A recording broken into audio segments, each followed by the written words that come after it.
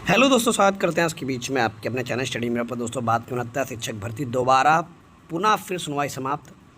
2 बजे के बाद सुनवाई में क्या हुआ, आज की सुनवाई का पूरा निचोड़, आज की पूरी कार्रवाई, किसने क्या दलील दी, कोर्ट में क्या तर्क रहे, सरकार ने क्या कहा, विपक्ष ने क्या कहा, कोर्ट की अहम बातें, क्या इस केस में होगा वर्गीकरण, कोर्ट ने कहा क्या किसी दिशा में अपडेट नहीं दी जाएगी, क्या क्या आपत्तियां की कोर्ट ने, आगे क्या हो सकता है, क्या संभावनाएं बन सकती हैं, सब कुछ A to Z डिस्कस करेंगे इस वीडियो के माध्यम से।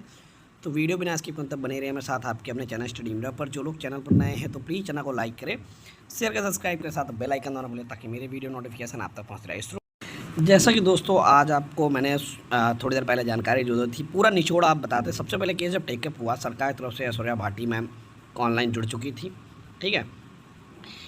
विपक्ष के अधिवक्ता ने कहा था 142 का इस्तेमाल न्यायालय कर दे, जैसा पिछली बेंच तय कर रही थी। बेंच ने कहा जब सबकी बारी आए तब एक साथ बोले, ठीक है।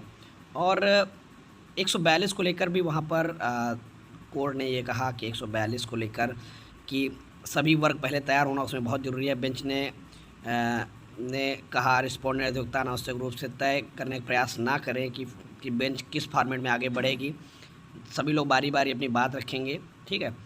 नोडल अधिवक्ता जो थे कालरा साहब, उन्होंने कंपाइलेशन पर प्रमुख बातें बताई, ठीक है। और मामले को अवगत कराने के लिए पूरी बेंच से अनुमति दी गई, पूरे मामले को पहले बेंच को क्लियर कट तरीके से समझाएं। काला जी ने बताया कि 2018 की भर्ती थी, 20 में नियुक्तियां दी गई, ठीक है। जिसमें एसडी मैम ने पिछली सुनवाई में जो सुझाव दिया था, जो सजेशन दिया था, उसमें उन्होंने जो भी दिया वो ऑन रिकॉर्ड है। वो जिसमें उन्होंने कहा था इस मामले को नज़ीर ना बनाया जाए, जो भी एलिजिबल कैंडिडेट रहेंगे स्टेट उन्हें कंसिडर करेगा। मुख्य जो याचिकाकर्ता थे उसमें इंक्लूडिंग 142 की बात कही गई थी और सहमति संबंधित था, यानी कि उन्होंने कहा कि जो कुछ दस्तावेज इंक्लूडिंग एप्लीकेशन 142 जो सबकी सहमति संबंधित था उसे स्टेट द्वारा दाखिल किए गए हैं, जिसे बेंच को साझा कर दिया गया है। बेंच के पास होकर जज साहब ने पूरे रिकॉर्ड को देखा। EWS तरफ से मैडम ने भी पक्ष रखा, उन्होंने बहुत सारी कैटेगरी दोनों तरफ हैं, इसलिए सबमिशन को भी स्वीकार किया जाए। EWS ने भी अपनी मांग रखी, 142 के तहत अगर कोई लाभ दिया जाता है तो EWS को भी उसमें रखा जाए। बेंच ने तुरंत कहा कि इस मामले में क्या होगा, वर्गीकरण की बात चल रही, वर्गीकरण का आप समझ ही रहे होंगे, आंसर की EWS ATRE, ठीक है। और आपका जो भी BEd BTC ये सब जितना है वो वर्गीकरण क्लासिफिकेशन का मतलब ये है कि पहले इस मामले में ये तय किया जाए कितने टाइप के लोग हैं, क्या क्या किसकी मांगे हैं। वर्गीकरण का यहाँ पर यही मतलब था। तो जैसे मान लीजिए पहले जब BEd का मौका है, BEd के वकील बोल रहे हैं तो उनका एक पक्ष हो गया, EWS मौका है, EWS पूरा बोल रहे हैं, फिर आएगा 69,000 में 27-21 के जो लोग हैं वो बोल रहे हैं, फिर जो 6800 के पक्ष में वो बोल रहे हैं, फिर चयनित जनरल वो बोल रहे हैं, फिर उसके बाद आंसर की वो बोल रहे, फिर हाई कट ऑफ वाला जो मामला जनरल के साथ आंसर की में हुआ वो बोल रहे। मतलब ऐसे करके ही क्लियरिफिकेशन यानी कि जो है वो क्लासिफिकेशन किया जाएगा, वर्गीकरण किया जाएगा। दोपहर में दोबारा फिर 2 बजे मामला आपका टेकअप होता है, ठीक है, फिर से, जिसमें सभी की सहमति वाली जो IA थी उसके में विस्तार से बताया गया था। 142 जिसका मैंने जिक्र किया था, किस पार्टी ने सहमति के साथ क्या सुझाव दिया, ये सब कुछ बताया गया। काला जी ने बेंच को 19 तारीख की सुनवाई में जो बेंच ने जो पार्टियां सहमति देने के लिए कहा था उसके बाद 142 का इस्तेमाल तथा मेरिट पर बहस होनी थी, उसके बारे में नई बेंच को अवगत कराया कालरा जी ने, ठीक। नोडल काउंसिल बेंच को बताया कि कुल 39 लोगों ने अपनी सहमति मुझे दी थी, जिनका रिकॉर्ड मेरे पास है। बेंच ने रिकॉर्ड सरकार के बेंच जो थी, जो जज साहब थे, उन्होंने कहा जो भी रिकॉर्ड आपके पास है वो गोयल जी को निर्देशित कर दें, उनको दे दें, ठीक है।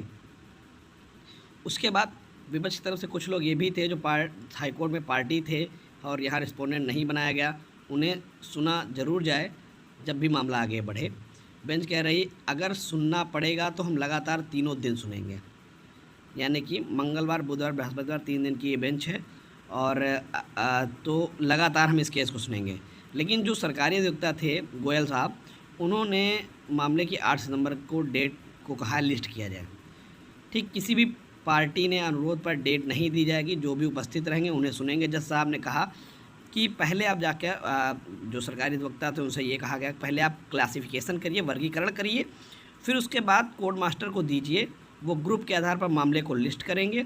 उसके अलावा सब पार्टी को गोयल जी सर्व कर देंगे, ठीक है। जो भी वर्ग क्लासिफिकेशन में आएगा वो सभी पार्टियों को दे दिया जाएगा और उसके वर्गीकरण लिस्ट को, ताकि कोई हमें सूचना नहीं दी गई इसका दावा ना कर सके। यानी कि जो भी वो क्लासिफिकेशन लेकर जो भी अपना चीज़ें बनाएंगे वो सभी को दे दिया जाए, और ताकि बाद में कोई ये दावा ना कर सके कि हमें चीज़ें नहीं मिली या हमें पता नहीं था या हमें कैसे मैं अपना जवाब रखता।